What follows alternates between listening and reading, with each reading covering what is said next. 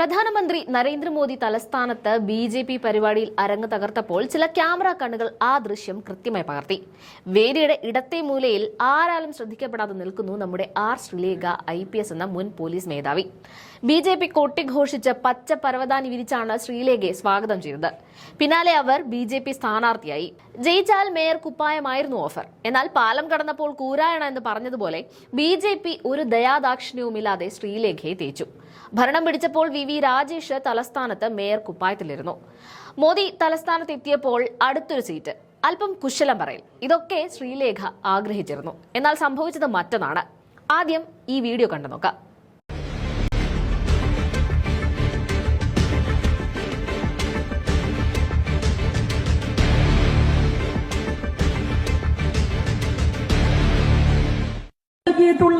ഒറ്റ വാക്കിൽ നന്ദി രേഖപ്പെടുത്തിക്കൊണ്ട് ഞാൻ എന്റെ വാക്കുകൾ നിർത്തുന്നു. വന്ദേ മാതരം. കണ്ടില്ലേ, ആരാലും തിരിഞ്ഞു നോക്കാതെ എന്ത് ചെയ്യണമെന്നറിയാതെ വട്ടം തിരികെയാണ് ശ്രീലേഖ. ബി.ജെ.പിയിലേക്ക് വലതുകാലെടുത്ത് വെച്ചപ്പോൾ തലയിൽ കൊണ്ടു നടന്ന പല നേതാക്കന്മാരും വേദിയിലിരിക്കുന്നുണ്ട്. പക്ഷേ ആർക്കും ശ്രീലേഖയെ വേണ്ട. അരനൂറ്റാണ്ട് കാത്തിരുന്നതിന് ശേഷമാണ് തലസ്ഥാനത്ത് ഇടതുപക്ഷത്തെ തറപറ്റിക്കാൻ ബി.ജെ.പിക്ക് സാധിച്ചത്. അതുകൊണ്ട് ശ്രീലേഖയെ ഇറക്കി വിട്ട് പകരം മറ്റൊരാളെ പ്രതിഷ്ഠിക്കാൻ ബി.ജെ.പി. മടിക്കുന്നുണ്ട്.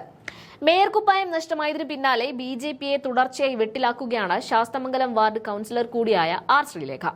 ഇതിനുള്ള തിരിച്ചടിയാണോ ഈ അവഗണന എന്ന് വ്യക്തമല്ല. മേയറാക്കാമെന്ന് പറഞ്ഞ് വഞ്ചിച്ച് കൌൺസിലർ സ്ഥാനത്ത് ഒതുങ്ങേണ്ടി വന്നതിന്റെ അമർഷം മുൻ IPS ഉദ്യോഗസ്ഥ പ്രകടിപ്പിച്ചു തുടങ്ങിയതോടെയാണ് ബി.ജെ.പി. നേതൃത്വത്തിന് അതൃപ്തി കലശലായത്. കോർപ്പറേഷൻ സ്ഥിരസമിതി അംഗങ്ങളുടെ തിരഞ്ഞെടുപ്പിൽ ശ്രീലേഖയുടെ വോട്ട് അസാധുവായതാണ് ഒടുവിൽ നേതൃത്വത്തെ ചൊടിപ്പിച്ചിരിക്കുന്നത്.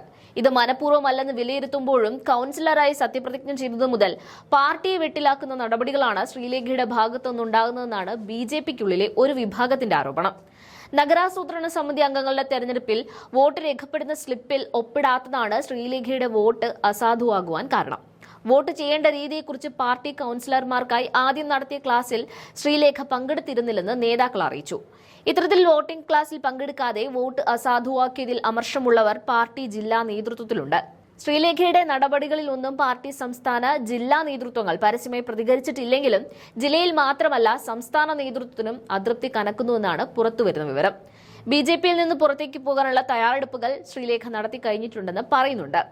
മേയർ, ഡെപ്യൂട്ടി മേയർ തെരഞ്ഞെടുപ്പിന് ശേഷമുള്ള വിജയാഘോഷങ്ങളിൽ പങ്കെടുക്കാതെ ശ്രീലേഖ പാർട്ടിയെ വെട്ടിലാക്കിയതും നേതൃത്വത്തിന് കല്ലുകടിയായിട്ടുണ്ട്.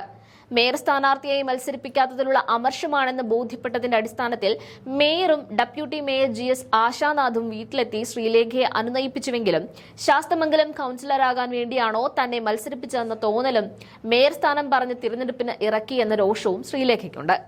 മേയർ സ്ഥാനം വാഗ്ദാനം നൽകിയാണ് തന്നെ കോർപ്പറേഷൻ കൌൺസിലേക്ക് മത്സരിപ്പിച്ചതെന്ന വെളിപ്പെടുത്തൽ പാർട്ടിക്ക് വലിയ ക്ഷീണമായതിനു പിന്നാലെയാണ് സ്ഥിരസമിതി അംഗങ്ങളുടെ തെരഞ്ഞെടുപ്പിൽ വോട്ട് അസാധുവാക്കി ശ്രീലേഖ രണ്ടും കൽപ്പിച്ച് ഇറങ്ങിയത്. ഇതോടെയാണ് വിളിച്ചു വരുത്തി അപമാനിക്കാമെന്ന തീരുമാനത്തിലേക്ക് ബി.ജെ.പി. എത്തിയത്. എന്തായാലും ആ വീഡിയോ ഒരിക്കൽ കൂടി ചേർക്കുന്നുണ്ട്, കണ്ടു നോക്കാം.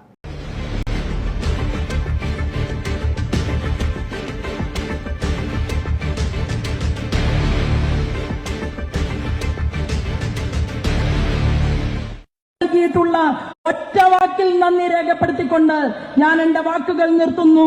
വന്ദേ മാതരം.